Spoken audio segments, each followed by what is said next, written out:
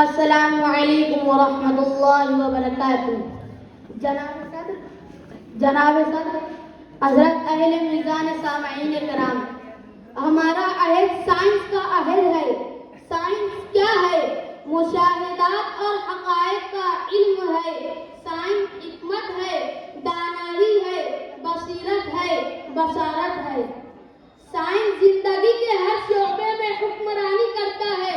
اس لیے اس محفل بہار میں میرا موضوع سخن ہے فلسفہ اور سائنس کی ترقی میں ہمارے کارنامے۔ نشان راہ دکھاتے تھے جو ستاروں کو، نشان راہ دکھاتے تھے جو ستاروں کو، ترس رہے ہیں کسی مرد راہدہ کے لیے۔ عزیزان محفل، اسلام ایک ہمہ غیر اور مکمل مذہب ہے۔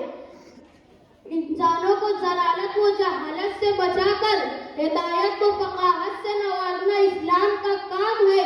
پتھر کی مورتیوں کی عقیدت کا فلسفہ مٹا کر دلوں میں رب کائنات اللہ کی وحدت کا یقین بٹھانا اسلام کا مشن ہے۔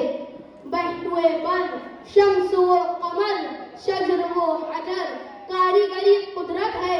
ایک دھماکے سے دنیا کے وجود کے قائلین کو سمجھانا یہ اسلام کا کام ہے۔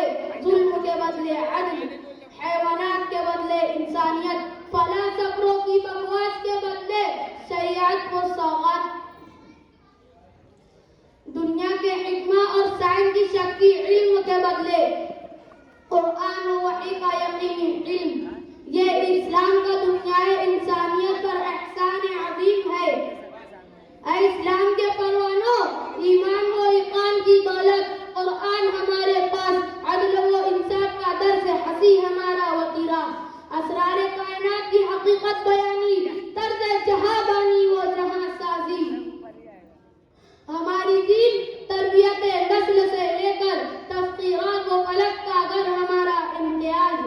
اسی طرح فلسفہ و سائنس کو اس بام عروج تک پہنچانے میں ہمارے کارنامے اور ہماری ایجادات نمایاں ہے۔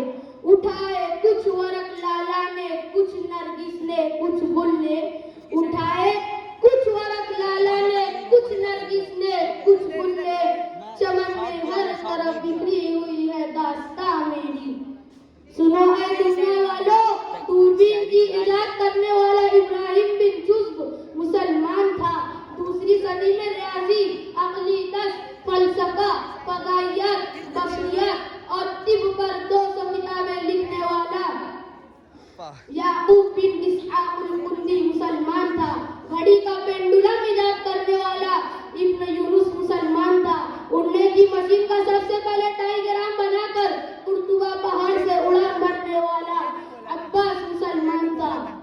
ہم خود تراشتے ہیں منازل کے سنگ میل، ہم خود تراشتے ہیں منازل کے سنگ میل، ہم وہ نہیں کہ جنہیں زمانہ بنا گیا، وما علینا الا البلاغ۔